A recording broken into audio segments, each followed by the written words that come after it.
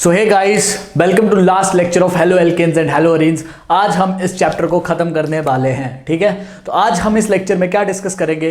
तो आज हम इस लेक्चर में डिस्कस करेंगे chemical reactions of hello arenes. किसके केमिकल रिएक्शंस के बारे में डिस्कस करेंगे? हेलो अरीन्स के केमिकल रिएक्शंस के बारे में, ठीक है, कि हेलो अरीन्स हमारे पास किस किस तरह के रिएक्शंस को शो करते हैं। अगर बात करूं हेलो एल्केन्स की या फिर अल्काइल हलाइड की, तो सारे के सारे रिएक्शंस हमने डिस्कस कर लिए। सब्स्टिट्यूशन में हमने SN1 डिस्कस किया, SN2 डिस्कस किया, फिर एलिमिनेशन में हमने अल्कोहलिक OH के साथ रिएक्शन डिस्कस किया, और फिर हमने थर्ड टाइप का रिएक्शन डिस्कस किया था, रिएक्शन विद मेटल्स, जिसमें हमने ग्रिग्नार्ड रिएजेंट देखा था, वुड्स रिएक्शन देखा था। वो सारी की सारी बातें मैं ऑलरेडी आप लोगों के साथ डिस्कस कर चुका हूं, राइट। अब बात करते हैं हम हेलो अरीन्स के केमिकल रिएक्शंस की, ठीक है। तो सबसे सरप्राइजिंग बात यहाँ पे है हमारे पास हेलो अरीन्स में, वो ये है हमारे पास गाइस कि ये जो हमारे पास हेलो अरीन्स हैं, they are extremely less reactive towards nucleophilic substitution reaction. और मैं ये भी स्टेटमेंट बोल सकता हूँ कि हमारे पास जो हेलो अरीन्स हैं या अराइल हलाइड्स हैं, वो हमारे पास न्यूक्लियोफिलिक सब्स्टिट्यूशन रिएक्शन, हमारे पास जो अराइल हलाइड हैं वो हमारे पास न्यूक्लियोफिलिक सब्स्टिट्यूशन रिएक्शन शो नहीं करते हैं। और एक बहुत ही इंपॉर्टेंट क्वेश्चन है हमारे पास CBSE एग्जाम्स के लिए, ओके। तो I have written the questions already on the board. Why haloarenes are least reactive towards nucleophilic substitution reaction, ये है हमारे पास question, that why haloarenes are least reactive towards nucleophilic substitution reaction. क्या reason है कि जो हमारे पास halo arenes हैं वो लीस्ट रिएक्टिव, या तो आप ये भी बोल सकते हो कि they don't react at all, हम ये भी बोल सकते हैं they don't react at all, right. So ये जो क्वेश्चन है गाइस, ये हमारे पास बहुत ही ज्यादा फेमस क्वेश्चन है, ओके। हमारे पास इस चैप्टर से बहुत ही ज्यादा फेमस क्वेश्चन है, तो आइए इसके बारे में डिस्कस करते हैं। तो I have already written the reasons so that I can save the time and you can use your time effectively, right. So what are the reasons guys? So first reason आता है हमारे पास resonance. First reason आता है हमारे पास guys resonance. और मैं भी आपको यही सलाह देता हूं कि जब भी आपसे ये क्वेश्चन पूछे, सपोज करिए 1 मार्क का या 2 मार्क का क्वेश्चन आया, तो आप वो सारा का सारी चीज आप इसी रीजन से आप एक्सप्लेन कर सकते हैं। मैंने और भी रीजंस यहाँ पे लिखे हुए हैं, बिकॉज वो NCERT में दिए हुए हैं तो मैंने लिखे हुए हैं, बट घुमा फिरा के सारे रीजंस एक ही बात करते हैं, जिसको अपन सिर्फ एक ही सिंगल रीजन से हम उसको समझा सकते हैं, ठीक है। तो क्या है हमारे पास रेजोनेंस इफेक्ट? अब देखो होता क्या है, अगर आप न्यूक्लियोफिलिक सब्स्टिट्यूशन रिएक्शन की बात कर रहे हो, ठीक है, तो अगर आप न्यूक्लियोफिलिक सब्स्टिट्यूशन रिएक्शन की बात कर रहे हो, तो सपोज करिए ये है मेरे पास X और आप इसका रिएक्शन कराना चाहते हो न्यूक्लियोफाइल से, तो होगा क्या गाइस, यहां पे ये न्यूक्लियोफाइल X को सब्स्टिट्यूट करेगा। यही होता है ना न्यूक्लियोफिलिक सब्स्टिट्यूशन रिएक्शन में कि X यहां पे एज अ लिविंग ग्रुप भागेगा और न्यूक्लियोफाइल यहां पे ऐड हो जाएगा। यही होता है ना न्यूक्लियोफिलिक सब्स्टिट्यूशन रिएक्शन में। अब सुनो मेरी बात, अगर मैं आपसे पूछूं कि हमारे पास दो तरह के बॉन्ड है, एक सिंगल बॉन्ड है और एक डबल बॉन्ड है, किस बॉन्ड को तोड़ना आसान है? तो क्या आंसर आएगा आपका? सिंगल बॉन्ड को तोड़ना आसान है, क्योंकि सिंगल बॉन्ड का बॉन्ड लेंथ ज्यादा होता है। तो अगर उसका बॉन्ड लेंथ ज्यादा होता है तो उसकी बॉन्ड एनर्जी क्या होती है? कम। फंडा क्लियर है? अब सुनना मेरी बात, हुआ क्या, अगर हमने रेजोनेंस इफेक्ट की बात करी, तो यहां पे ये है मेरे पास हेलो अरीन्स, ऐसे लिखते हैं ना अपन हेलो अरीन्स। तो ये है मेरे पास X पे लोन पेयर, अब क्या हम इस मॉलिक्यूल में रेजोनेंस प्रेजेंट है? मेरा क्वेश्चन है क्या इस मॉलिक्यूल में रेजोनेंस प्रेजेंट है? तो answer is yes, resonance is present here because there is lone pair, single pi. तो yes guys, there is a resonance. Now what happens? So here I'm drawing different resonating structure, so we can draw the resonating structure very simply. See, ये है X है हमारे पास, तो इसने क्या किया, इसने अपना लोन पेयर यहाँ पे, इस कार्बन को डोनेट कर दिया, ठीक है। अब हुआ क्या, what is resonance? Basically delocalization of pi electron. तो यहां से पाई इलेक्ट्रॉन घूमा इस कार्बन पे, तो इस कार्बन पे क्या आ जाएगा दोस्तों? Negative charge. मैं आपको बताऊंगा कि हम रेजोनेटिंग स्ट्रक्चर भी काफी आसानी से बना सकते हैं, not a big deal, right. तो अगर यहां पे माइनस आया, ठीक है, होता क्या है बेसिकली रेजोनेंस होता क्या? Delocalization of pi electron. तो सुनना, अब इस X ने यहां पे लोन पेयर दिया तो इस पे आ गया पॉजिटिव, ठीक है। अब जब यहां से पाई बॉन्ड घूमा तो यहां आया नेगेटिव और यहां पे आया होगा पॉजिटिव। ऐसे मैं सोचता हूं, मेरा सोचने का तरीका ऐसा है, जैसे आपने स्पाई बॉन्ड को घुमाया, यहां आया नेगेटिव और यहां आया पॉजिटिव, तो उस पॉजिटिव ने लोन पेयर एक्सेप्ट किया और किस में कन्वर्ट हो गया? पाई बॉन्ड में, ठीक है। अब सिंस यहां पे X ने लोन अपना इलेक्ट्रॉन पे डोनेट किया है, तो इस पे कौन सा चार्ज आएगा? पॉजिटिव। अब सुनना मेरी बात, आगे अपन कैसे सोचते हैं रेजोनेटिंग स्ट्रक्चर्स के बारे में, अगर आपको कुछ डाउट्स आते हैं तो हम क्या करेंगे, ये नेगेटिव चार्ज है, अब हम पाई बॉन्ड को इस तरह से घुमाएंगे, हम पाई बॉन्ड को इस तरह से रोटेट करेंगे कि अगर यहां पे नेगेटिव है तो इस कार्बन पे कौन सा चार्ज आए? पॉजिटिव। मतलब ये ट्रिक है हमारे पास रेजोनेटिंग स्ट्रक्चर्स बनाने की। पहले मेरे को भी काफ़ी दिक्कत आती थी रेजोनेटिंग स्ट्रक्चर्स बनाने की, बट जब से मैंने इस तरह से सोचना शुरू किया या मेरे को कहीं से इस तरह का बात पता चली तो मेरे लिए रेजोनेटिंग स्ट्रक्चर्स लिखना काफ़ी आसान हो गया, उनको ड्रॉ करना काफ़ी आसान हो गया। तो आप भी इस बात को दिमाग में रख सकते हो। यहाँ पे माइनस है, अब इस पाई बॉन्ड को आगे रोटेट करना है ना यार। What is resonance? Basically resonance is a delocalization of pi electron. इस पाई बॉन्ड को रोटेट करना है, तो अब मैं इसको ऐसे रोटेट करूंगा, तो जैसे मैं इसको ऐसे रोटेट करूंगा, इस कार्बन पे लेके जाऊंगा, तो पाई इलेक्ट्रॉन डेंसिटी इस कार्बन पे जा रही है तो इस पे नेगेटिव आएगा और यहां पे क्या आएगा? पॉजिटिव। और जिस पे पॉजिटिव नेगेटिव किस में कन्वर्ट हो जाते हैं गाइस? बॉन्ड में। तो यहां पे जैसे ही पॉजिटिव आया, ये नेगेटिव है ये पॉजिटिव है, क्या बन गया? बॉन्ड। और यहां पे क्या आ गया? Negative charge. ठीक है, अब सोचो यहां पे नेगेटिव है, इस कार्बन पे क्या चाहिए आपको? पॉजिटिव। तो उसके लिए आपको पाई बॉन्ड इस तरह से घुमाना पड़ेगा, क्योंकि अगर आप इस तरह से घुमाओगे तो इस कार्बन पे पॉजिटिव आएगा और इन दी एंड ये नेगेटिव है ये पॉजिटिव है, नेगेटिव और पॉजिटिव किस में कन्वर्ट हो जाएंगे? पाई बॉन्ड में। वही हो रहा है और इस कार्बन पे नेगेटिव आ गया। अब फिर से सोचो, यहां नेगेटिव है यहां चाहिए पॉजिटिव, तो फिर इस पाई बॉन्ड को एक्स पे घुमाना पड़ेगा। ठीक है, आपने घुमाया और ये अपने को लास्ट इसका रेजोनेटिंग स्ट्रक्चर मिल गया। ठीक है, तो ये है मेरे पास सारे के सारे रेजोनेटिंग स्ट्रक्चर्स किसके? हैलोअरीन्स के। 1 2 3 ओके 4 और ये है मेरे पास 5, ये है मेरे पास रेजोनेटिंग स्ट्रक्चर्स। ठीक है, तो अगर मैं आपसे पूछूं कि हेलो इसका इस मॉलिक्यूल का रियल स्ट्रक्चर क्या है, what is the real structure of this molecule? So guys आप लोगों ने पढ़ रखा होगा कि resonating structures are imaginary structures, they have no real existence. तो ये थोड़ी इनके रियल स्ट्रक्चर है। रियल स्ट्रक्चर होता है रेजोनेंस हाइब्रिड। क्या होता है रियल स्ट्रक्चर? क्या होता है दोस्तों? Resonance hybrid. तो अगर मैं इसका रेजोनेंस हाइब्रिड ड्रॉ करूंगा हैलोअरीन्स का, तो इस तरह से करते हैं अपन रेजोनेंस हाइब्रिड। ठीक है, ये pi bond density through out the ring क्या कर रही है? रोटेट कर रही है। तो तभी तो अपन बेंजीन में इस तरह से लिखते हैं डॉट डॉट डॉट। इसका मतलब हर बॉन्ड यहां पे हर बॉन्ड यहां पे पार्शियली डबल बॉन्ड है। अब यहां पे कभी सिंगल दिख रहा है, कभी डबल दिख रहा है, डबल दिख रहा है, डबल दिख रहा है, कभी सिंगल दिख रहा है। इसका मतलब ना तो ये बॉन्ड सिंगल है ना तो ये डबल है, ये in between single and double है। और ऐसे बॉन्ड को अपन केमिस्ट्री में क्या बोलते हैं? ऐसे बॉन्ड को अपन बोलते हैं केमिस्ट्री में पार्शियल डबल बॉन्ड। तो ये क्या है यार मेरे पास? ये है मेरे पास पार्शियल डबल बॉन्ड। ठीक है, ये क्या है मेरे पास? Partial double bond. तो हमें बात समझ आई कि in haloarenes due to resonance here I have written due to resonance in haloarenes CX acquires partial double bond character। CX acquire partial double bond character। I hope you understood it। ठीक है, कि CX में क्या आता है हमारे पास? Partial double bond character. अब सुनिए, अगर ये क्वेश्चन आएगा तो कुछ बच्चे तो डायरेक्ट लिखेंगे कि CX acquire partial double bond character, but मैं सजेस्ट करता हूं कि आप रेजोनेटिंग स्ट्रक्चर्स भी बनाइए। सपोज करिए अगर 2 मार्क्स का क्वेश्चन है तो आपको रेजोनेटिंग स्ट्रक्चर्स बना के उसको एक्सप्लेन करना है। ओके, तो ये कौन सा बॉन्ड बन गया मेरे पास? Partial double. अब बात करते हैं हेलो एल्केन्स की। हेलो एल्केन्स में तो होता है न्यूक्लियोफिलिक सब्स्टिट्यूशन रिएक्शन, तपाक से SN1 SN2 चलता है धूम धड़ाक से। ठीक है, अब वहां पे क्यों ऐसा सिनेरियो है? तो देखो ये है मेरे पास हेलोअरीन CH3 CH2X। ठीक है, अब यहां पे X पे लोन पेयर है, तो यहां पे आप बताओ, इतना तो आप लोग जानते हो कि यहां पे कोई रेजोनेंस दिख रहा है आपको? यहां पे कुछ होता क्या है रेजोनेंस? कॉन्जुगेशन। कोई कॉन्जुगेशन दिख रही है आपको? नहीं है। इसका मतलब ये बॉन्ड यहां पे हमेशा सिंगल है। हमेशा हमारे पास हेलो एल्केन्स में CX बॉन्ड हमेशा सिंगल है, बट यहां पे क्या हुआ? यहां पे CX बॉन्ड में क्या आ गया मेरे पास? यहां पे CX बॉन्ड में आ गया मेरे पास पार्शियल डबल बॉन्ड कैरेक्टर। और अगर पार्शियल डबल बॉन्ड कैरेक्टर आ गया तो मेरे को बताओ किस बॉन्ड को तोड़ना आसान है? सिंगल बॉन्ड को तोड़ना आसान है या पार्शियल डबल बॉन्ड को तोड़ना आसान है? तो हर कोई बोलेगा कि सर सिंगल बॉन्ड को तोड़ना आसान है। तो अगर इसको तोड़ना आसान है तो इसको न्यूक्लियोफाइल आसानी से सब्सटीट्यूट कर सकता है, इसको न्यूक्लियोफाइल आसानी से सब्सटीट्यूट कर देगा। बट इसको अगर आप बोलोगे न्यूक्लियोफाइल को सब्सटीट्यूट करने के लिए, तो न्यूक्लियोफाइल बोलेगा I'm sorry, I can't do this because this bond is strong. This bond is strong enough. And I need more energy to break it, right? So that is why this is the number one reason. This is the number one reason that haloarenes are least reactive for nucleophilic substitution reaction. हमारे पास जो haloarenes होती हैं वो nucleophilic substitution reaction के लिए least reactive होती हैं, extremely less reactive होती हैं, या तो मैं बोल सकता हूं कि वो reaction ही नहीं देती हैं। ओके, इंपॉर्टेंट क्वेश्चन है। ठीक है, आ गया समझ आप लोगों को? तो अब देखिए, मेरा काम सिर्फ आपको कॉन्सेप्ट ही नहीं देना है। कई बच्चों को ये भी प्रॉब्लम आती है कि वो फ्रेम नहीं कर पाते questions. Okay, so that's why I am writing the language also, so that see I am not asking you to write whatever is given in the book, right, but at least you should focus on the specific keywords that you have to write in the paper.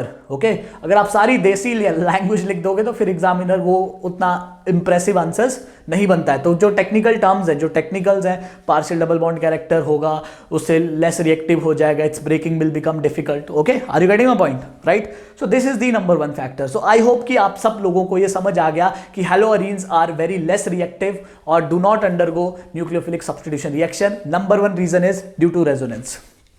बात समझ आई? तो ये था हमारे पास first factor, और यही factor आपको लिखना है एज आंसर भी, ठीक है। और भी फैक्टर्स हैं बट कहानी सेम है, सेम कहानी को ही वो फैक्टर्स भी एक्सप्लेन कर रहे हैं। तो ये फैक्टर सबसे इंपॉर्टेंट है जो आपको एग्जाम में लिखना है, ठीक है गाइस। ओके, अब मैं आपको सेकंड फैक्टर भी समझा देता हूं, ये एनसीईआरटी में दे रखा है तो मैं सेकंड फैक्टर भी समझा रहा हूं। ओके, बात तो सेम ही है, difference in hybridisation of carbon atom. अब difference in hybridisation of carbon atom, अब क्या मतलब हुआ difference in hybridisation of carbon atom? तो अगर आप यहां पे इस कार्बन को देखोगे जिसके साथ हैलोजन अटैच है, आपको पता होगा मैंने लेक्चर नंबर 1 में बात करी थी कि ये है हमारे पास अराइल हलाइड, और हम कैसे पहचानते थे कि कौन स्पीसीज हमारे पास अराइल हलाइड है। तो अगर आपका हैलोजन बेंजीन के sp2 कार्बन से जुड़ा है, बेंजीन के sp2 कार्बन से जुड़ा हुआ है, तो उसको अपन बोलते थे अराइल हलाइड। तो ये क्या अराइल हलाइड है मेरे पास? हाँ, ये मेरे पास अराइल हलाइड है। अब सुनो, इस कार्बन का हाइब्रिडाइजेशन क्या है? तो मेरे को पता है कि सब लोगों को पता है हाइब्रिडाइजेशन कैसे निकालते हैं, अगर नहीं पता है तो फिर आप पढ़ाई करो, ठीक है। इसका हाइब्रिडाइजेशन क्या है? इसका हाइब्रिडाइजेशन है sp2, ठीक है, और मैंने लेक्चर नंबर 1 में बता चुका हूं, तो जिसको नहीं पता वो लेक्चर नंबर 1 देख ले, राइट। इसमें है sp2 हाइब्रिडाइजेशन। अब ये है हेलोअरीन। अब देखो यहां पे आओ, ये है मेरे पास हेलोएल्केन। यहां पे कार्बन का हाइब्रिडाइजेशन क्या होगा? अच्छा, यहीं पे है एग्जांपल मेरे पास। यहां पे कार्बन का हाइब्रिडाइजेशन क्या होगा? यहां पे कार्बन का हाइब्रिडाइजेशन होगा sp3। अरे हाइब्रिडाइजेशन के लिए यार कुछ लोग सोच रहे हैं, बता दो, स्टेरिक नंबर निकालो, सिग्मा बॉन्ड निकालो, लोन पेयर निकालो, कितने सिग्मा बॉन्ड बना रही है कार्बन? सिग्मा तो हमेशा एक ही होता है, ठीक है, 3 सिग्मा हाइब्रिडाइजेशन sp2। ये कितने बना रही है? 4 सिग्मा हाइब्रिडाइजेशन sp3, ठीक है। अब देखो मेरी बात, कई बार ये बात बोल चुका हूं, चिल्ला चिल्ला के ये बात बोल चुका हूं कि एक मेरे पास sp कार्बन है, एक sp2 कार्बन है और एक sp3 कार्बन है। अगर मैं आपसे पूछूं कि किसकी इलेक्ट्रोनेगेटिविटी ज्यादा है, तो ऑब्वियसली यार sp कार्बन के इलेक्ट्रोनेगेटिविटी ज्यादा होता है। क्यों होता है sp कार्बन का इलेक्ट्रोनेगेटिविटी ज्यादा? क्योंकि उसमें परसेंटेज एस करेक्टर ज्यादा होता है। अब आप बोलोगे क्यों परसेंटेज एस करेक्टर ज्यादा होता है? उसमें होता है 50%। कैसे कैलकुलेट किया? 2 ऑर्बिटल है, 100% तो s 50 होगा, p 50 होगा, आ गया। अब sp2 है, 3 ऑर्बिटल है, ठीक है, sp2 है तो कितने ऑर्बिटल है हमारे पास? 3 ऑर्बिटल है। तो उसमें एक s है, 2 p है, तो कितना होगा? 33.33% हो गया s, और बाकी जो बचा वो p हो गया, 2p का 66 समथिंग आ जाएगा हमारे पास, ठीक है। और sp3 में एक s है, 3p है, तो 100 डिवाइड बाय 4, आंसर 25 एक के लिए। तो sp3 में परसेंटेज एस करेक्टर होता है 25, sp2 में होता है 33.33 एंड sp में होता है हमारे पास 50%। और मोर परसेंटेज एस करेक्टर, मोर इलेक्ट्रोनेगेटिविटी, ये बातें तो आनी चाहिए, ठीक है। तो हमारे पास हैलोएल्केन्स में जो कार्बन है उसका हाइब्रिडाइजेशन क्या है? उसका हाइब्रिडाइजेशन sp3 और इसका हाइब्रिडाइजेशन क्या है? sp2। अब कौन सा ज्यादा इलेक्ट्रोनेगेटिव है? अब तो आप एकदम से बोलोगे कौन सा ज्यादा इलेक्ट्रोनेगेटिव है? sp2 वाला हमारे पास ज्यादा इलेक्ट्रोनेगेटिव है, यस और नो, ठीक है, ये ज्यादा इलेक्ट्रोनेगेटिव है, ये कम इलेक्ट्रोनेगेटिव है। अब इलेक्ट्रोनेगेटिविटी क्या है? बेसिकली कैसी प्रॉपर्टी है इलेक्ट्रोनेगेटिविटी? प्रॉपर्टी है, और मैं बोलूंगा इट्स अ टेंडेंसी। सपोज करिए मैं और आप एक बॉन्ड बना रहे हैं, बॉन्ड बनाने के लिए हमने इलेक्ट्रॉन्स को क्या किया? शेयर किया, और हमने कोवेलेंट बॉन्ड बनाया। अब मान लीजिए मेरा इलेक्ट्रोनेगेटिविटी ज्यादा है। मेरा इलेक्ट्रोनेगेटिविटी ज्यादा होने का मतलब कि जो उस बॉन्ड की जो इलेक्ट्रॉन डेंसिटी होगी, अरे जब भी बॉन्ड बनता है तो बॉन्ड बनता है इलेक्ट्रॉन डेंसिटी को शेयर होने की वजह से, तो उस बॉन्ड की जो इलेक्ट्रॉन डेंसिटी होगी उसको मैं अपनी तरफ ज्यादा रखना चाहूंगा। आई एम लाइक कि I'll take more electron density towards myself. I'm little greedy. This is the meaning of electronegativity, tendency to attract shared pair of electron. तो यहां पे since this carbon is more electronegative, तो ये carbon अब होता क्या है न्यूक्लियोफिलिक सब्स्टिट्यूशन रिएक्शन में? लीविंग ग्रुप की तरह निकलता है। इस एक्स को जाना है लीविंग ग्रुप की तरह, बता चुका हूं आपको, ठीक है। जो पहली बार देख रहा है please go through the previous videos, you will enjoy this more, right. So ये निकलेगा लीविंग ग्रुप की तरह, इसको निकलना लीविंग ग्रुप की तरह, यहां भी लीविंग ग्रुप की तरह निकलेगा। बट आप बताओ इसका निकलना कहां आसान होगा? लीविंग ग्रुप की तरह कहां आसान होगा? तो कुछ बच्चे बोल रहे हैं यहां पे, क्यों? क्योंकि यहां पे ये लेस इलेक्ट्रोनेगेटिव है, तो ये बोलेगा एक्स तू जा, I don't care. But here this carbon is like no, I am more electronegative and I want electron pair towards me, I want it will, or I will say in this way, it will hold this electron pair more tightly because it is more electronegative. तो यहां से X as a leaving group नहीं निकल पाएगा आसानी से, but यहां से निकल जाएगा, ठीक है। तो किसका रेट ज्यादा होगा? और किसमें न्यूक्लियोफिलिक सब्स्टिट्यूशन रिएक्शन आसानी से होगा? ऑब्वियसली इसमें, और इसमें तो ना के बराबर होगा और होगा ही नहीं, ठीक है। तो अगर आपको on the basis of difference in electronegativity लिखना है तो आप ये लिखिए यहाँ पे more percentage s character because sp2 carbon, तो मोर इलेक्ट्रोनेगेटिविटी, रीजन मैंने ऑलरेडी लिख दिया है। Hold electron pair more tightly, it holds electron pair of CX bond more tightly, so because of this nucleophilic substitution reaction becomes very very difficult, becomes very very difficult. So this is your second reason. First point clear हुआ, first reason आप resonance से बोलिए. अगर एक ही reason आपको लिखता है तो आप हमेशा रेजोनेंस लिखिए कि रेजोनेंस की वजह से पार्शियल डबल बॉन्ड कैरेक्टर आएगा और उससे ब्रेकिंग बॉन्ड का डिफिकल्ट हो जाएगा. और दूसरा, अगर आपको on the basis of electronegativity लिखना है तो आप ऐसे लिख दीजिए कि हमारे पास हैलोरीन्स में ज़्यादा इलेक्ट्रोनेगेटिविटी है तो वो एक्स को एज अ लीविंग ग्रुप नहीं निकलने देगा. It will hold electron pair more tightly, so it is very difficult for a nucleophile to substitute X. Okay, so that's why they are extremely less reactive. Okay, तो ये था मेरे पास second reason. ठीक है तो वही सेम बात ही है. अब देखो हमारे पास थर्ड रीजन जो एनसीईआरटी में लिखा हुआ है, third reason is given in NCERT. Okay, और काफी पकाऊ सा रीजन है. ठीक है, अगर आपको लिखना है तो आप लिख देना, नहीं तो कोई जरूरत नहीं है ऐसे. ठीक है, क्या है reason? Instability of phenyl cation. Instability of phenyl cation. Suppose करिए आप अज्यूम कर रहे हो कि ये न्यूक्लियोफिलिक सब्स्टिट्यूशन रिएक्शन दे रहा है. सपोज करिए आप अज्यूम कर रहे हो न्यूक्लियोफिलिक सब्स्टिट्यूशन रिएक्शन दे रहा है. न्यूक्लियोफिलिक सब्स्टिट्यूशन रिएक्शन हमने दो रिएक्शन पाथ से पढ़ा था, एक पढ़ा था SN1 से और SN2 से. ठीक है, अब SN1 में क्या बनता था? SN1 में इंटरमीडिएट बनता था कार्बोकेटायन, याद है आपको. और SN2 में क्या बनता था? Transition state. सपोज करिए कि आप सोच रहे हो कि इसमें आप SN1 की पॉसिबिलिटी को चेक कर रहे हो कि क्या इसमें हमारे पास SN1 रिएक्शन हो सकता है या नहीं हो सकता है. You guys are checking its possibility of SN1. Okay, so SN1 के लिए फर्स्ट स्टेप, 2 स्टेप रिएक्शन है SN1 हमारे पास. अगर आपको याद होगा, फर्स्ट स्टेप में हमारे पास आयोनाइजेशन होता है और उसमें हमारे पास कार्बोकेटायन बनता है. तो सपोज करिए आप इसमें सोच रहे हो कि SN1 हो तो ये वाला कार्बोकेटायन बनेगा. ठीक है, और ये वाला कार्बोकेटायन सबसे सड़ा हुआ कार्बोकेटायन है. ठीक है, तो कुछ बच्चे बोलते हैं कि इसमें रेजोनेंस है, बट इसमें रेजोनेंस नहीं है. अरे है ना सर, पॉजिटिव सिंगल पाई नहीं है. फिनाइल कार्बोकेटायन में रेजोनेंस नहीं होगा. फिनाइल कार्बोकेटायन में रेजोनेंस, ये इसको रेजोनेंस का कंडीशन नहीं बोलते हैं दोस्तों, इसको रेजोनेंस का कंडीशन नहीं बोलते हैं. ठीक है, ये गलत सोच है आपकी. इसको रेजोनेंस का कंडीशन हम नहीं बोलते हैं. This is not a condition of resonance. This is not a condition of resonance. ठीक है, क्योंकि अगर आप इसका रेजोनेटिंग स्ट्रक्चर बनाओगे, चलो मैं आपको बना के दिखाता हूं. तो इस तरह से अगर आप सोचोगे कि यहां से रेजोनेंस आएगा तो यहां पॉजिटिव है, यहां आपको नेगेटिव चाहिए, तो अगर आप इस पाई बॉन्ड को घुमाओगे ना तो ये भी डबल बॉन्ड बन जाएगा और ये भी डबल बॉन्ड बन जाएगा. ठीक है, और यहां पे आएगा पॉजिटिव. ठीक है, और ये कार्बन कौन सी हाइब्रिडाइजेशन बन जाएगी? इस कार्बन की बन जाएगी दोस्तों sp हाइब्रिडाइजेशन. और sp हाइब्रिडाइज्ड कार्बन कभी रिंग में हो ही नहीं सकता. अगर कार्बन sp हाइब्रिडाइज है तो उसका बॉन्ड एंगल होगा 180 डिग्री, जो कभी रिंग में पॉसिबल ही नहीं है. तो ये कोई रेजोनेंस नहीं है. ठीक है, फिनाइल जब आप बेंजीन पे डायरेक्ट पॉजिटिव चार्ज है वो रेजोनेंस का पार्ट नहीं होता है. होता है ये डाउट सबको. ठीक है, बट ये रेजोनेंस का पार्ट नहीं होता है. ये है resonance guys.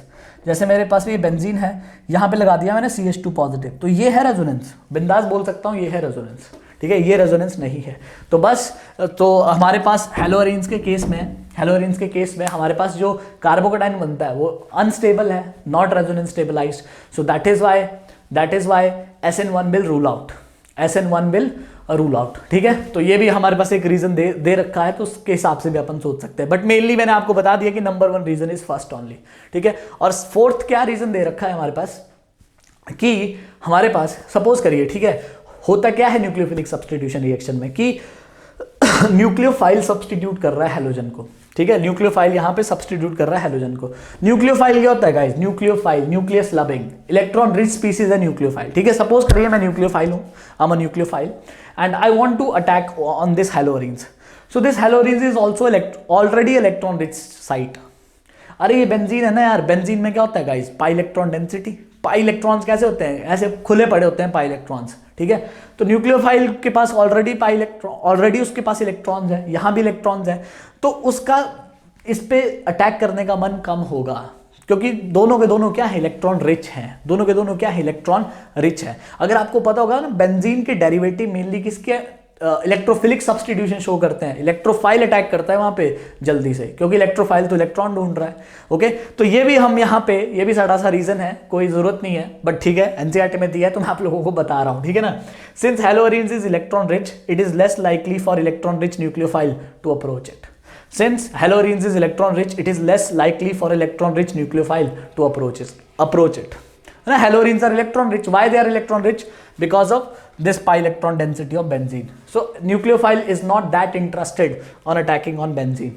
okay, because it is already electron rich species, right? Okay, so this is very very important question, और इसके काफी चांसेस होते हैं इस क्वेश्चन को पूछने के। इसके पूछने के कई और भी ढंग हैं, वो भी ढंग मैं आप लोगों के साथ डिस्कस करूंगा।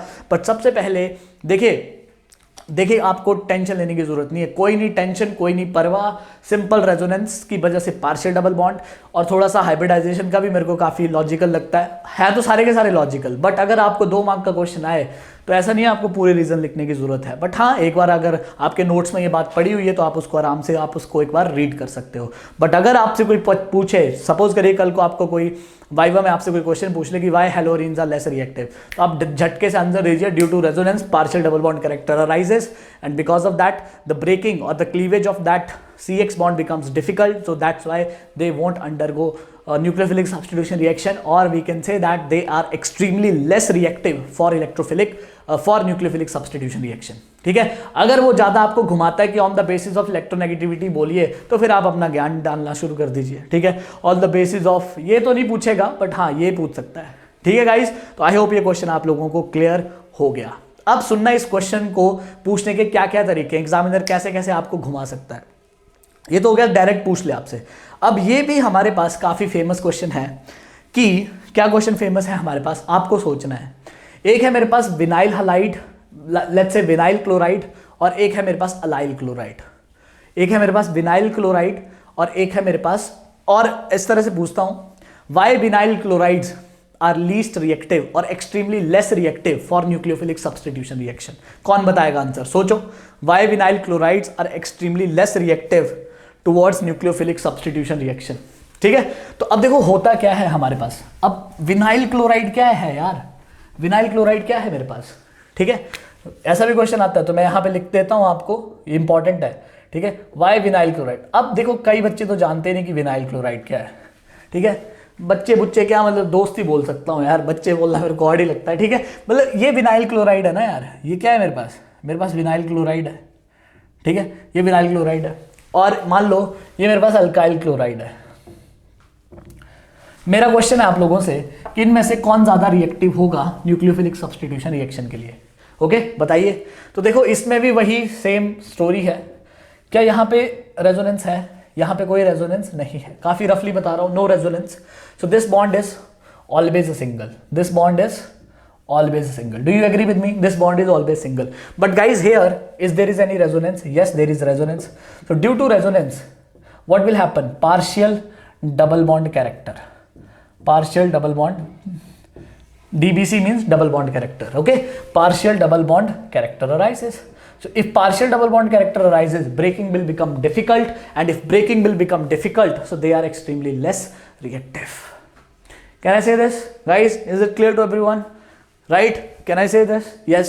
And if you want to draw its resonating structure, then you can do that also. Right? What I told you regarding resonating structure, delocalization of pi electrons. आप pi electrons को घुमाइए, जैसे ही आपने इसको यहाँ पे घुमाया, यहाँ पे आएगा माइनस। अब देखो यहाँ पे आया प्लस, तो प्लस के लिए इसने लोन पे डोनेट किया और ये कन्वर्ट हो गया हमारे पास पाई बॉन्ड में, और ये बन गया Cl प्लस, और ये लोन पेयर। ठीक है, अब अगर इसका एक्चुअल स्ट्रक्चर लिखोगे तो इसका एक्चुअल स्ट्रक्चर इस तरह का आएगा। CH2 ये पार्शियल बॉन्ड है। ठीक है, CH, और ये भी मेरे पास पार्शियल बॉन्ड है। ठीक है, यहाँ पे आप डेल्टा नेगेटिव लिख दो, यहाँ पे आप डेल्टा पॉजिटिव लिख दो। तो जैसा कि आप देख सकते हो कि ड्यू टू रेजोनेंस, इतना भी बताने की जरूरत नहीं है, पर आपको अच्छा अगर 2 मार्क का क्वेश्चन है तो अगर आप रेजोनेटिंग स्ट्रक्चर ड्रॉ कर दोगे तो आप ही का ही फायदा है। ठीक है, तो due to resonance partial double bond character arises, so the breaking of this bond becomes difficult, and that is why they are extremely less reactive. They are extremely less reactive for nucleophilic substitution reaction. Understood? Done? I hope it's clear to everyone, right? Now see, now you're like, okay sir, first type question clear, second type का question कुछ पूछ ले, vinyl halide क्यों कम reactive है, वो भी clear है sir. ठीक है, अब देखो थर्ड टाइप का क्वेश्चन, जो जहां पे मैक्सिमम जनता गिव अप करती है, वो क्या है मेरे पास थर्ड टाइप। सुनना अब, क्या है मेरे पास थर्ड टाइप का क्वेश्चन। थर्ड टाइप का क्वेश्चन है गाइस, ठीक है, काफी बार ये CBSE में क्वेश्चन आ चुका है थर्ड टाइप का। क्या है मेरे पास, सपोज करिए गाइस मेरे पास है कि मेरे को ये है मेरे पास क्लोरोबेंजीन। ठीक है, और ये है मेरे पास बेंजाइल क्लोराइड। एक है मेरे पास क्लोरोबेंजीन और एक है मेरे पास benzyl chloride. Okay, I want to distinguish among them, right? Suppose I don't know about their colour but they are colourless basically. They are I am not commenting on the color, but suppose the question is how can you distinguish between very important question of CBSE 12th organic chemistry, right? How can you distinguish between chlorobenzene and benzyl chloride? Okay, I hope everyone knows that this is chlorobenzene, right? If benzene is attached directly to chlorine, this is chlorobenzene, and this is, guys, benzyl chloride. We call it benzyl chloride. Now the question they are asking that how can you distinguish between them? Suppose in a test tube we have chlorobenzene and we have benzyl chloride. So let's say both of them are colorless. Okay, I'm not sure about their color, but I hope not much sure, but I hope maybe they are I think they are colorless. Okay, I'm making this statement, they are colorless, right? So we have chlorobenzene and we have benzyl chloride in 2 test tubes, right? And you want to know that which one is chlorobenzene and which one is benzyl chloride. So how do we know that? Okay, so here also we will going to use the property of nucleophilic substitution reaction. कौन nucleophilic substitution reaction देगा, chlorobenzene या benzyl chloride? बोलिए. तो आप बोलोगे फटाक से कि क्लोरोबेंजीन नहीं देगा. क्यों नहीं देगा सर? बता दिया आपने, कहानी बार बार रिपीट करके दिमाग मत खराब करो. ठीक है, good, very good, I like the answer. ठीक है, अब सुनो, अब हमें तो देखना है कि कौन क्लोरोबेंजीन है कौन बेंजाइल क्लोराइड. अब देखना मेरे पास, मैंने क्या किया, मैंने इसका रिएक्शन कर दिया AgNO2 के साथ और इसका रिएक्शन भी कर दिया मैंने AgNO2 के साथ. ठीक है, कई बच्चों की हवा टाइट होगी कि AgNO2 के साथ क्या प्रोडक्ट बनेगा. अरे बता चुका हूं ऑलरेडी, किसी लेक्चर में बता चुका हूं कि ये तो न्यूक्लियोफिलिक सब्स्टिट्यूशन रिएक्शन देगा. अब ढूंढो यार कि न्यूक्लियोफाइल क्या है यहाँ पे.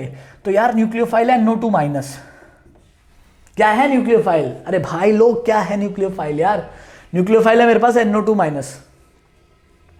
ठीक है, न्यूक्लियोफाइल है मेरे पास, गाइस, न्यूक्लियोफाइल है मेरे पास NO2- यहाँ पे. ठीक है, और अगर मैं आपको, ठीक है, तो यहाँ पे होगा क्या कि ये यहाँ पे हमारे पास CH2Cl हमारे पास रिप्लेस हो जाएगा किससे? NO2 से. ठीक है, और प्रोडक्ट क्या बनेगा? AgCl यार काफ़ी बदनाम कंपाउंड है केमिस्ट्री का.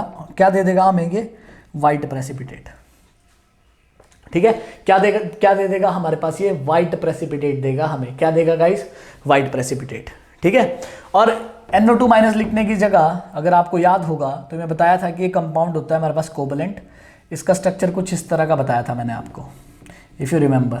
And there I told you that attack can happen through nitrogen as well as oxygen, but better donor site is nitrogen because its electronegativity is less. Fluorine, oxygen, nitrogen, so that's why attack happens through nitrogen and we get NO2. अरे ये बात भूलना मत यार, RX का reaction अगर मैं AgNO2 के साथ कर दूं तो मेरे को प्रोडक्ट मिलता था नाइट्रोएल्केन, और अगर इसका रिएक्शन मैं KNO2 के साथ कर दूं, या एनी कंपाउंड है, तो यहाँ पे प्रोडक्ट मिलता था अल्काइल नाइट्राइट. बताए थे मैंने आपको दोनों के दोनों ही रिएक्शंस. ठीक है, क्लियर है आपको? ठीक है, तो अब ठीक है, ये बात तो आपने समझ आ गई आपको. ठीक है, अब सुनो यहाँ पे, तो यहाँ पे कोई रिएक्शन होगा, यहाँ पे कोई रिएक्शन होगा ही नहीं. क्यों नहीं होगा यहाँ पे कोई रिएक्शन? क्योंकि हमारे पास ये क्लोरोबेंजीन है, तो ये तो न्यूक्लियोफिलिक सब्स्टिट्यूशन रिएक्शन शो ही नहीं कर सकती. यहाँ पे आपका ClNO2 से रिप्लेस हो ही नहीं सकता. क्यों? Because partial double bond character. तो अगर आपसे मैं पूछूंगा कौन सी क्लोरोबेंजीन है और कौन सा बेंजाइल क्लोराइड है, क्या आप बता दोगे? हाँ, जिसमें प्रेसिपिटेट बन गए सर वो हमारे पास बेंजाइल क्लोराइड, और जिसमें नहीं बने वो क्लोरोबेंजीन. बहुत ही ज़्यादा famous question, not only CBSE पर इसको कम्पिटिटिव में भी पूछा जाएगा. ठीक है, सेम क्वेश्चन मैं घुमा सकता हूँ. ठीक है, आपको डिस्टिंग्विश करना है. सपोज करिए ये है मेरे पास विनाइल क्लोराइड, और एक और क्लोराइड होता है मेरे पास जो कि काफ़ी फेमस है, ये है मेरे पास अलाइल क्लोराइड. ठीक है, ये क्वेश्चन भी पूछते हैं CBSE में. ठीक है, सारे के सारे क्वेश्चन 1 2 3, ये है विनाइल क्लोराइड, ये है अलाइल क्लोराइड. मेरे को डिस्टिंग्विश करना है between vinyl chloride and allyl chloride. क्या करें? ठीक है, अब देखो अगेन सेम, आप AgNO2 से रिएक्शन कराओ. ठीक है, ये रिएक्शन नहीं देगा. क्यों नहीं देगा? क्योंकि बिकॉज ऑफ रेजोनेंस यहाँ पे ये बॉन्ड सिंगल जो है ये कन्वर्ट हो जाएगा PDC में, तो इस पे न्यूक्लियोफिलिक सब्स्टिट्यूशन पॉसिबल नहीं है. बट क्या ये देगा? बिंदास देगा. बट सर इसमें तो रेजोनेंस कहाँ है बे? रेजोनेंस कौन बोल रहा है? रेजोनेंस हाँ, lone pair single single, lone pair single single, ये थोड़ी कॉन्जुगेशन का कंडीशन है. What is the condition of conjugation? Lone pair then single then again pi. here lone pair, single, again single, then pi. No, so there is no resonance here. So if you will do its reaction with AgNO2, then it will give precipitate AgCl. Bindas. So it will give white precipitate, it won't give any precipitate. So on the basis of this, we can convert, we can distinguish between vinyl halide and vinyl halide and allyl halide. Agree? Clear to everyone? So this part of discussion is over for us, right? It means haloarenes do not undergo nucleophilic substitution reaction, but still they can give electrophilic substitution reaction. So we will discuss about their electrophilic substitution reaction after this, right guys? So I hope this is clear to you. Now I will discuss electrophilic substitution reaction with you. So guys, we discussed that haloarenes do not undergo nucleophilic substitution reaction, or they are very less reactive towards nucleophilic substitution reactions. Now let's discuss what kind of reactions haloarenes undergo. Right, so those reactions now we are going to discuss. So the first reaction and the important one is electrophilic substitution reaction of haloarenes. I'm writing it in a short form. What is the short form? ESR, that is electrophilic substitution reaction. मतलब क्या है हमारे पास electrophilic substitution reaction का? So the meaning is that now we are not going to substitute nucleophile. We are going to substitute now electrophile. What is electrophile? Electrophile is electron deficient species which is looking for electrons, right? So yeah, benzene compound has pi electron density, so electrophile will attack over there because electrophile is looking for electrons, right? So ये होता है हमारे पास electrophilic substitution reaction, ठीक है। अब देखना, मैं आपको कुछ पहले भी बता चुका हूं मैं ये बातें, बट अगेन रिपीट कर रहे हैं अपन ताकि आपको सारे के सारे कॉन्सेप्ट आप अच्छे से ग्रास्प कर लो। तो ये है मेरे पास एक हैलोअरीन, ठीक है, ये है मेरे पास एक हैलोअरीन। अब सुनना मेरी बात बिल्कुल ध्यान से। अब अगर ये क्वेश्चन सीबीएसई में पूछते हैं और इस क्वेश्चन का आंसर देने के लिए आपको रेजोनेटिंग स्ट्रक्चर्स का पता होना चाहिए। 2 बार रिपीट कर चुका हूं कैसे बनाने हैं, ठीक है। तो अगर आप इस हैलोअरीन का रेजोनेटिंग स्ट्रक्चर बनाओगे और आप उसको क्लोजली ऑब्जर्व करोगे तो क्या है हमारे पास इन रेजोनेटिंग स्ट्रक्चर में, आप ध्यान से देखिए। अब हो क्या रहा है कि ये जो पोजीशन होती है बेंजीन की, क्या है ये? Ortho, this is ortho, ortho ortho, this is meta and this is para. I hope everyone knows about it, right.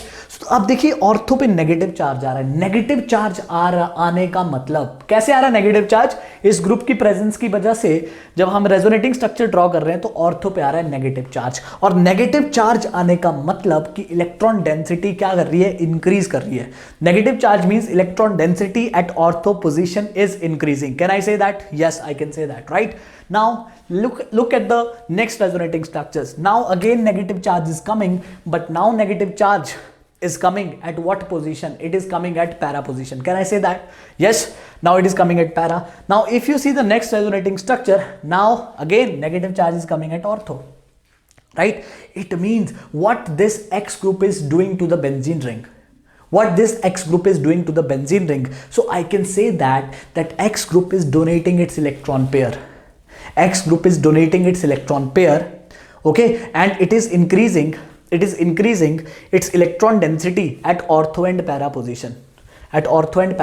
Why I'm saying it? Because negative charge in resonating structure, negative charge appears at ortho and para position. So can I say that? Yes. Okay, now listen. Suppose you are electrophile. I'm electrophile. I'm looking for a negative charge and I want to attack on this benzene containing X. So you tell me, where should I attack so that I will enjoy the attacking process? So I think I should attack at ortho position and para position. Why? Because at ortho and para there is a negative charge. And this thing in electrophilic substitution reaction is called guys directive influence. What we call it? We call it directive influence. So अब सुनना मेरी बात बिल्कुल ध्यान से। अब सुनना, basically electrophilic substitution reaction में जब भी अपने को क्वेश्चन सॉल्व करना हो, अपने को 2 बातों का ध्यान रखना होता है। सबसे पहले हमें देखना होता है कि जो बेंजीन पे अटैच ग्रुप है वो किस तरह का ग्रुप है, ठीक है। तो मेनली हमारे पास 2 तरह के ग्रुप होते हैं। कौन कौन से? ठीक है, आपको पता होगा शायद 2 तरह के ग्रुप होते हैं। कौन कौन से? प्लस आर और माइनस आर। कौन से ग्रुप होते हैं? प्लस आर और माइनस आर। अब प्लस आर ग्रुप्स को अपन कैसे पहचानते हैं? तो ऐसे ग्रुप्स जिन पे lone pair of electrons present हो या जिन पे नेगेटिव चार्ज हो, मतलब ऐसा ग्रुप जो बेंजीन से डायरेक्टली अटैच है, जो एटम डायरेक्टली अटैच है मैं उसी की बात कर रहा हूँ, या तो उस पर लोन पेयर होने चाहिए या उस पर होना चाहिए नेगेटिव चार्ज। अगर ऐसी सिचुएशन है तो ऐसे ग्रुप्स का कौन सा इफेक्ट होता है, प्लस आर, और प्लस का मतलब होता है इलेक्ट्रॉन डोनेशन। बट यहाँ पे जो डोनेट कर रहा है इलेक्ट्रॉन वो किस फिनोमिनन से कर रहा है, resonance. So electron donation by resonance is called plus R. Point is clear to everyone? Okay, so अगर आप प्लस का मतलब है इलेक्ट्रॉन देना, इसका मतलब इलेक्ट्रॉन डेंसिटी बढ़ाएगा बेंजीन रिंग पे, बट कौन सी पोजीशन पे बढ़ाएगा, कौन सी पोजीशन पे बढ़ाएगा, at ortho and para. And how do we know that? From the resonating structures. From the resonating structures we know that it is increasing electron density at ortho and para position, and these kind of groups in chemistry, in organic chemistry, are called activating groups. What we call them? Activating, because they are activating benzene, because they are increasing electron density, right? And they are ortho para directing for electrophilic substitution reaction. Very very important. What is the meaning? If electrophile will attack, then electrophile either will come at ortho position or at para position. Understood? तो क्या बोला मैंने, बोलो, plus are, lone pair होना चाहिए, negative charge होना चाहिए, ठीक है, ऑर्थो पैरा डायरेक्टिंग होते हैं ये ग्रुप, ठीक है। अब देखो एक क्विक रिकैप करा दूं आपको, बिकॉज थ्रू आउट ऑर्गेनिक हमें ये बातें करनी है। अगर मैं इसका इफेक्ट पूछूं कौन सा है, तो ऑक्सीजन पे क्या है, लोन पेयर, कोई नहीं बताएगा आपको, प्लस आर। इस पे लोन पेयर पता होना चाहिए आपको, प्लस आर। इस पे लोन पेयर प्लस आर, इस पे लोन पेयर प्लस आर। ये जो एटम benzene से attach है, we have to check that atom only, right? So since this atom is containing lone pair, so guys, all these things are having plus R effect, right? All these groups are having plus R, and here carbon is having negative charge, so even I told negative also, so these are all plus R. Okay, so it means if electrophile will attack in their cases, then electrophile will attack at what position? Ortho and para position. I hope that is clear to everyone, right? But guys, let me write one more important point. Okay, that point we may use in competitive exams, but still I'm telling you, see, if we have halogen, so it has lone pair, right? So let me tell you, halogen shows two kind of effects. If you know, then it's good, and if you don't know, okay, so just listen to me. Halogen shows two kind of effect, minus I and plus R. Minus I it can show because of high electronegativity of halogens. Halogens can show minus I, but at the same time, since they have lone pair of electrons on them, so they can show, guys, plus R as well. They can show minus I, at the same time they can show plus R as well, right? But let me tell you, generally in organic chemistry, resonance is more dominating over inductive. Resonance is more dominating over inductive, but let me tell you, halogen is the exception. In case of halogen, minus I dominates over plus R. So you just keep in mind, but still minus I dominate, but still they are ortho para directing. It's not minus R, it's minus I, na? So still they are ortho para directing, right? Now you're like, sir, will it affect? Yes, it will affect acidic strength order, basic strength order. That is a part of GOC, not part here. Okay, clear? But still they are ortho para directing for electrophilic substitution reaction, right? And one more point I would like to discuss. There are certain groups which are having minus R effect, minus R groups. How to identify that these type? How to identify the given group is minus R or not? If they are having multiple bonds, or they are having positive charge, then those groups are minus R. And let me tell you, minus R groups are called deactivating. Now, why I'm calling them minus R? Minus means they will withdraw the electron from the benzene ring. Means they will decrease the electron density on benzene ring. And let me tell you, resonance effect, whether it is plus R or minus R, it is only operative at ortho and para. Plus R will increase electron density at ortho para, minus R will decrease electron density at ortho para. How do I know that?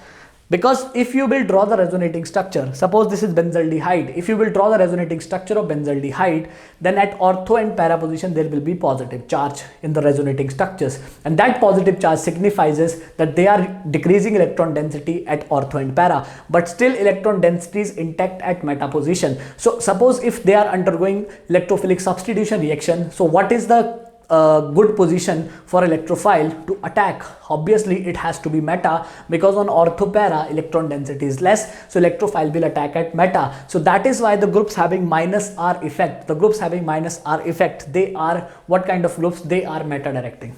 Clear? How to identify? Multiple bond दिखा minus R, multiple bond दिखा minus R, multiple bond दिखा minus R, CH positive charge दिखा minus R, minus R, right. ये तो मैं दिखा रहा हूँ, here I am writing the multiple bonds, but you should know that कि CHO में मल्टीपल बॉन्ड, COH में मल्टीपल बॉन्ड, SO3H में multiple bond, right. Clear to everyone? So this is very, very important discussion. Now listen to me. This question they ask so many time in CBSE. Why chlorobenzene for electrophilic substitution reaction? Why chlorobenzene for electrophilic substitution reaction is orthopara directing? Who will tell me the answer? Think. Why chlorobenzene for electrophilic substitution reaction is orthopara directing? Why it is ortho means if something electrophile will attack, in case of chlorobenzene, it will attack at ortho and para position. Why? Because guys, once you will draw same structures, we have drawn already for chlorobenzene. So once you will draw the structures for chlorobenzene, then negative charge will appears at ortho and para position. So you have to write like this. First you have to draw the resonating structures. This is 2 marks question. First you have to draw the resonating structures, and then you have to explain, since in the resonating structures negative charge appears at ortho and para position, so it is increasing electron density at ortho and para position. So that is why for electrophilic substitution reaction it is ortho para directing. So I hope you can answer this question. Understood guys? This is the concept that we need. Now I will write the examples of electrophilic substitution reaction and everything will become very, very easy to you, right? So I'm writing those examples now on the board. So now guys, these are the examples of electrophilic substitution reaction that we should know, right? So I have written already the examples. Logic you all of you know now, right? Now see, this is chlorobenzene. So first I'm doing its reaction with concentrated H2SO4. So concentrated H2SO4, whenever you do electrophilic substitution with concentrated H2SO4, this reaction is known as guys sulfonation. तो जब भी आपको ये concentrated H2SO4 दिखे, तो what should be the thought process? Add SO3H. कौन किसको add करना है अपन ने? SO3H, right. यहाँ पे जो इलेक्ट्रोफाइल होता है वो कॉम्पिटिटिव एग्जाम की बात है, बट इलेक्ट्रोफाइल होता है हमारे पास SO3, मतलब SO3 ऐड करते हैं अपन और रीअरेंजमेंट के बाद वो SO3H बन जाता है। बट अगर आपको डायरेक्ट प्रोडक्ट लिखना है, आप हमेशा याद रखिए कि add SO3H. Now where should I add SO3H? तो who will tell you that? Chlorine. So what kind of group chlorine is? It is ortho para directing, since it has lone pair, right, plus R ortho para directing. Though minus I dominates, but still it is ortho para directing. So at ortho SO3H, at para SO3H. Which one is a major product? Since para is less crowded, less crowding, because there is a difference between two groups. These two groups are very nearby, so they will give you the repulsion, but here repulsion is least, so para is major one, right? So para is guys major. Para is major product, right guys? Now come to the next question. Now see, this is very famous. This is very famous question guys. So as you can see, CS3Cl anhydrous AlCl3. So this is also electrophilic substitution. Now always look for the electrophile. So here electrophile will be CS3 plus. CS3Cl will give you CS3 plus electrophile. So who is the attacking species? CS3 plus. What is the role of anhydrous AlCl3 here? So anhydrous AlCl3 act as a Lewis acid. Since it has an incomplete octet, you can see that aluminium is forming 3 bonds, 6 electrons, incomplete octet. So it reacts with CS3Cl and convert into AlCl4 minus plus CS3 positive. So it will give you electrophile CS3 plus. So what is the role? 1 mark question. What is the role of AlCl3 in this reaction? So it acts as Lewis acid. It acts as Lewis acid and help in generating electrophile, that is CS3 plus. So now CS3 plus will attack. Where it will attack? Who will decide that? Chlorine will decide that. Where it will attack, either at ortho position or at para position, right? Now see, since here hydrogen, initially there was hydrogen here, right? So here hydrogen is substituted by a CH3 group. So this kind of reaction is called Friedel-Crafts alkylation. What we call these kind of reaction guys? Friedel-Crafts alkylation. What we call Friedel-Crafts alkylation. Hydrogen replaced by alkyl group, right guys? Come to next reaction. This is CS3COCl, anhydrous AlCl3. So anhydrous AlCl3 will do the same job. It will generate electrophile, right? So what electrophile we will get from here? So electrophile that we will get from here is CS3CO plus. This is our electrophile guys, CS3CO plus. Now where it should attack, who will decide that? Chlorine. So chlorine is ortho para directing. Why? Because it has lone pair of electron on it, right? So at ortho and para. Now here I'm replacing the hydrogen with I'm replacing with acetyl group. I'm replacing it with what, guys? Acetyl group, right? So we call this reaction Friedel-Crafts acetylation. Friedel-Crafts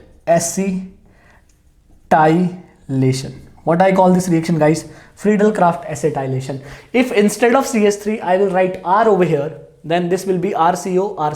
Then I would have called it Friedel-Crafts acylation, because RCOO है ना is acyl group, but CH3COO is acetyl group. तो acylation के लिए simple आप R लिख दीजिए, right?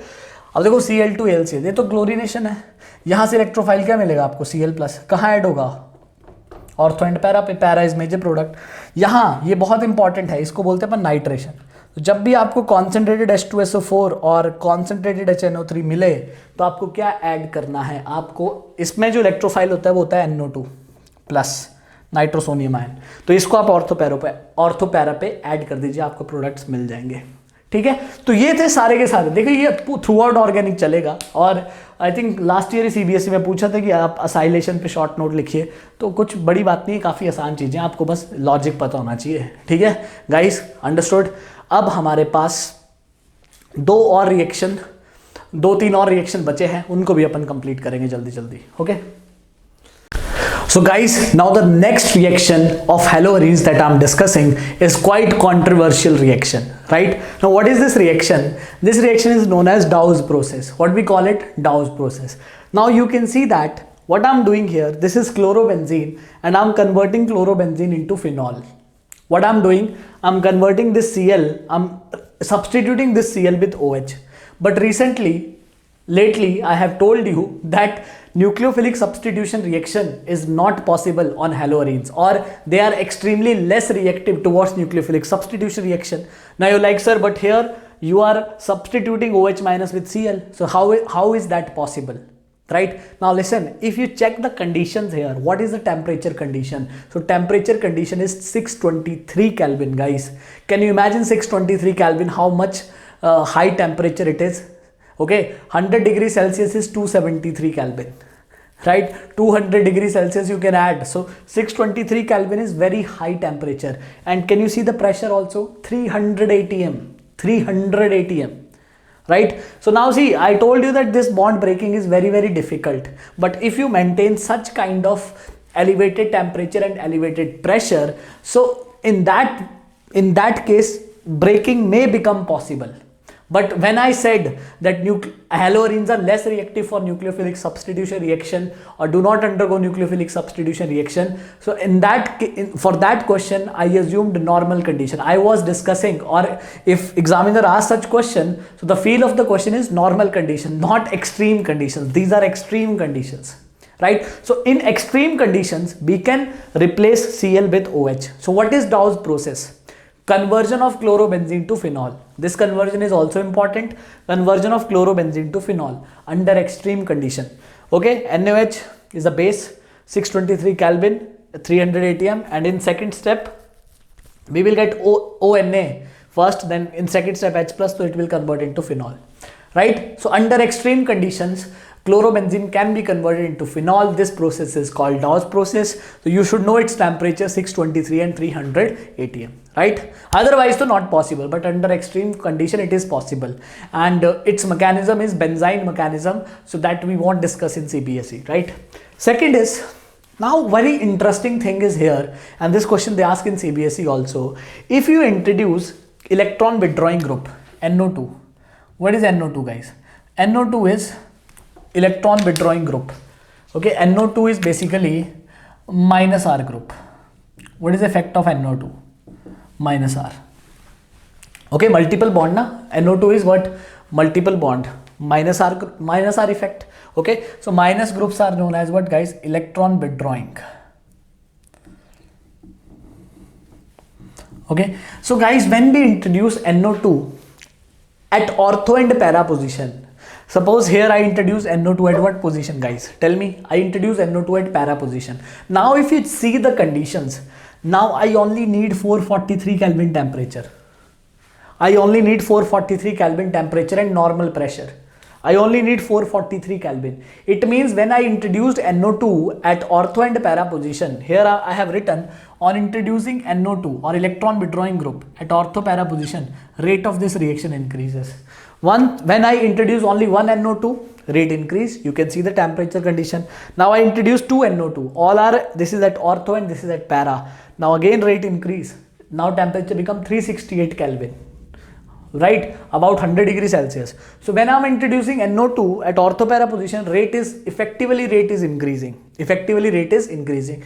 Now if I introduce at all three positions, orthopara, at all three positions, if I introduce NO2 guys, then you don't need any kind of temperature and pressure. You need garam pani, you need warm water. If you do reaction with warm water, Cl will convert with OH, and this is very famous compound, picric acid.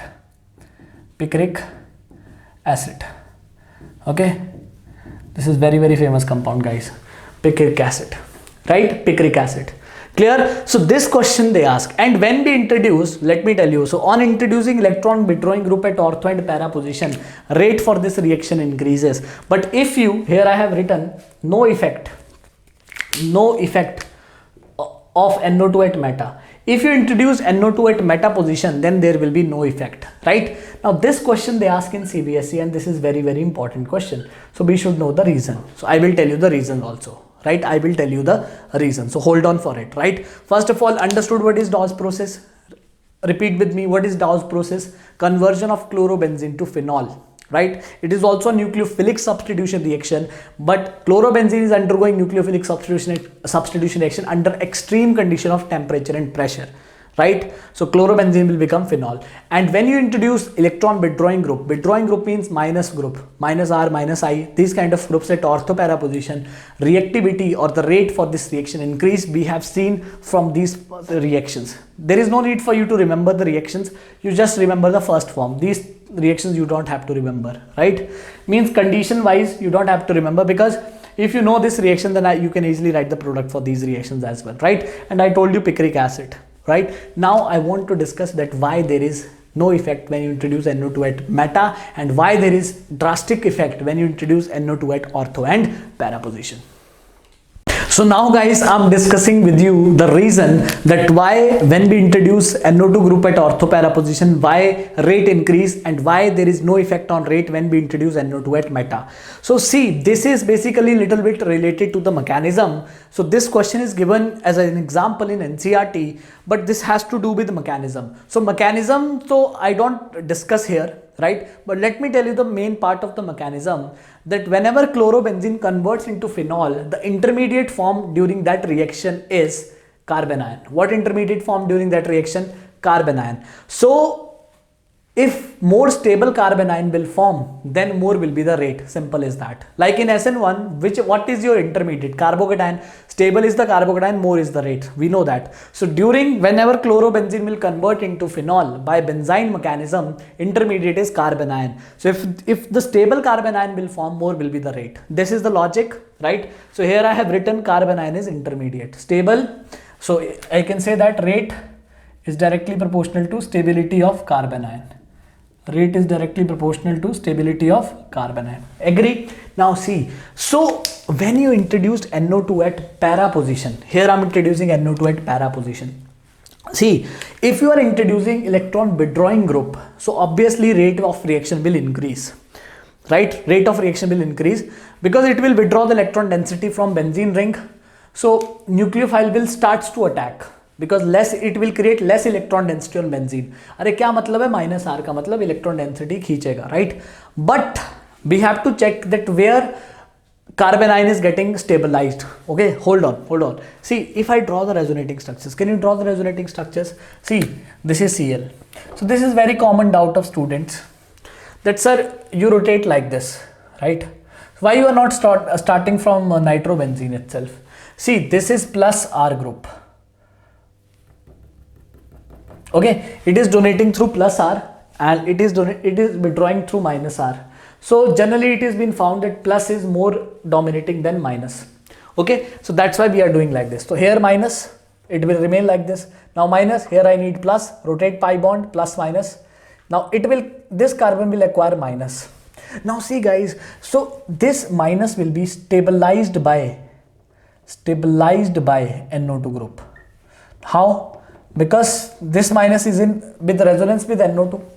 So there is in one resonating structure, when we introduce NO2 at para, in one resonating structure, negative charge is coming on that carbon where NO2 is present, and that negative charge is getting stabilized, right? Okay, similarly we can draw like this, right? So one thing, so electron withdrawing group decrease electron density and facilitates the attack of nucleophile on halogens. Okay, the carbon ion formed thus stabilized through resonance by NO2. So when we introduce at ortho and para, I am only showing para, but when you even introduce at ortho and para, same thing will happen, that carbon containing NO2 will have negative charge, and that negative charge will be stabilized by NO2 through resonance, and more is the stability of carbon ion, more is the rate. So that is why in case of NO2 at ortho para, rate of reaction will increase. Okay, very very important. Okay, it's a little factual also, but you should know it. Now see, if you introduce it meta, so I introduced it meta, and I'm doing the same thing. I'm drawing the resonating structures the way I told you, minus, minus, minus. Now you tell me, there is not a single resonating structure where negative charge is coming on the carbon which contain NO2 group. Is there any negative charge on this carbon? On this carbon containing NO2? No. It means here carbon ion is not stabilized by NO2 through resonance. So it means whether NO2 present or not present, it doesn't make any large difference. It doesn't make any significant difference. I would say that, right? Clear? So what is the reason? Tell me the reason. Suppose I'm asking you, on introducing NO2 at ortho and para, why the rate of reaction, why the rate of this reaction increase? It means, first of all, you have to draw the resonating structures. So you should know how to draw them. I told you the logic. Okay, so retrograde pi bond in such a way so that minus plus will come on adjacent carbon and then convert them into pi bond. I told you that already, right? Why increase? Because when you introduce NO2 at ortho and para, in one of the resonating structure, a negative charge will come on that carbon which contain NO2, and that negative charge will be stabilized by NO2 through resonance. Right? But when you introduced it meta, there is not a single resonating structure which contain negative charge on a carbon that contain NO2. So since that negative charge will not be stabilized by NO2, so therefore there will be no effect on reactivity of the reaction, right? And this is a fact that you have to remember. Carbon ion is a intermediate here. Carbon ion formed as a intermediate, and this mechanism is benzene mechanism, so that is beyond our discussion as far as CBSE exams are concerned. Right guys, now last reaction, two last reactions are left, very very simple reactions, Wurtz-Fittig and Fittig reaction. Wurtz reaction we have already done, so last two reactions I will do, and finally for us the first chapter of CBSE topper series is over, right? Okay, so I will announce that. First let me discuss those reactions. So guys, last reaction of haloarenes is reaction with metal, right? So see, Wurtz reaction we have already done with haloalkanes. What is Wurtz reaction? When 2 moles of alkyl halide reacts with sodium in the presence of dry ether, we get alkanes, right? We have done that already. I told you form radical, then do the combination. We discussed already. Okay, if you are new here and you're watching it, then you please watch the previous lectures, right? Now see guys, here this question, how to remember what is Wurtz reaction. So in Wurtz reaction, there is a reaction of 2 moles of alkyl halide. If I'm saying Wurtz-Fittig, one is alkyl halide and one is aryl halide. One is alkyl and one is aryl. One is alkyl and one is aryl halide. Okay, one is alkyl and one is aryl. And if I'm saying Fittig, both are aryl. See, I'm doing what? Same reaction that we have done in both. This is aryl, this is alkyl. I'm taking 2 NaX out. I'm just combining both of them. Okay, I'm just combining both of them. Here also dot, here also dot, like this kind of mechanism. Okay, I will get this, right? Here also in Fittig, there is a reaction of 2 moles of aryl halide. Again, they are combining with each other, and we are getting guys what? We are getting biphenyl, right? So what is Wurtz reaction? When 2 moles of alkyl halide reacts with sodium in the presence of dry ether, we get alkane. What is Wurtz-Fittig? When 1 mole of alkyl halide and 1 mole of aryl halide reacts in the presence of sodium dry ether, and we get benzene derivative, we can say that, right? Similarly, next is phytic. Both are aryl halide. When both aryl halides are react, let me tell you, one time in JEE Mains they asked this question ki what is Wurtz fitting? 1 mole of alkyl, 1 mole of aryl. This kind of question was there. So this is very simple, and in CBSE they can ask you directly, so you should know them. Clear? Product writing is very very simple. Simply क्या करो, यहाँ से 2 NaX निकाल दो. That's it. Clear? So this is all about, guys, our first reaction, haloalkanes and haloarenes. I'm extremely happy that I'm able to complete this first time on YouTube, right? So that's it, guys. And if you like the content of this channel, do subscribe this channel. And let me tell you very very important thing. If you will follow me, then there will be no time wastage. Let me tell you, I'm designing my lecture with full dedication so that we won't skip any single thing, right? Okay guys, thank you very much for your love and support.